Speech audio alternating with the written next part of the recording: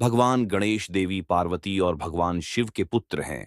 एक बार की बात है, जब भगवान शिव और देवी पार्वती अपने शयन कक्ष में विश्राम कर रहे थे, उस समय देवी पार्वती ने गणेश जी को आदेश दिया कि वह उनके कक्ष के बाहर पहरा दें और किसी को भी अंदर न आने दें। मां की आज्ञा गणेश जी के लिए आदेश थी। उन्होंने वैसा ही किया और कक्ष के बाहर पहरा देने लगे। उसी समय अचानक परशुराम वहां पहुंच गए। परशुराम भगवान शिव से मिलने के लिए बहुत उत्साहित थे। दरअसल उस समय पृथ्वी पर राजा कार्तवीर्य का अत्याचार बहुत बढ़ गया था और परशुराम ने इसी कारण उसे मार दिया था।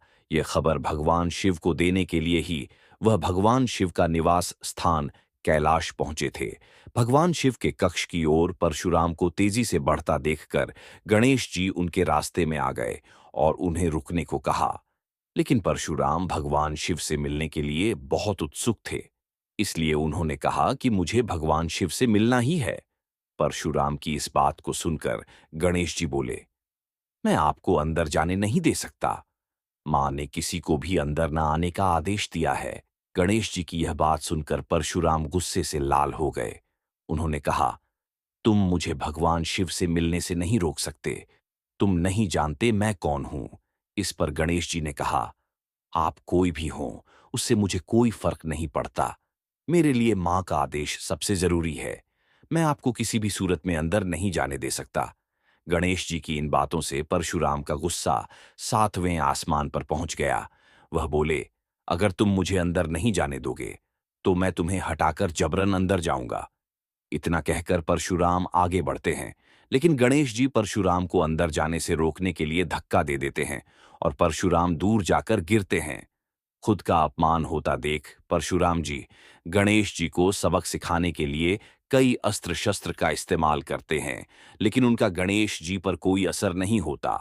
अंत में परशुराम जी शिव जी द्वारा दिया गया परशु गणेश जी को मरने के लिए प्रयोग करते हैं।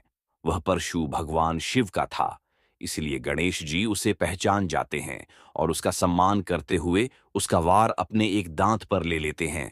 परशु की चोट के कारण गणेश जी का दांत टूटकर जमीन पर गिर जाता है और गणेश जी दर्द से कराहने लगते हैं। गणेश जी की दर्द भरी आवाज सुनकर माता पार्वती और पिता भगवान शिव अपने कक्ष से बाहर आ जाते हैं और गणेश जी की यह हालत देख परशुराम पर क्रोधित हो जाते हैं।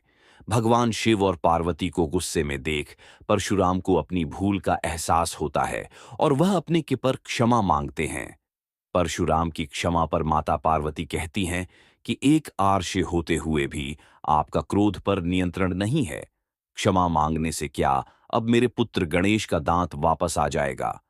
परशुराम कहते हैं कि जो भी हुआ वह मेरी बद्धी भूल थी, लेकिन इस घटना के कारण अब गणेश का आधा दांत व्यर्थ नहीं जाएगा। इस घटना के कारण ही अब से पूरी दुनिया में गणेश को एक दंत के नाम से जाना जाएगा।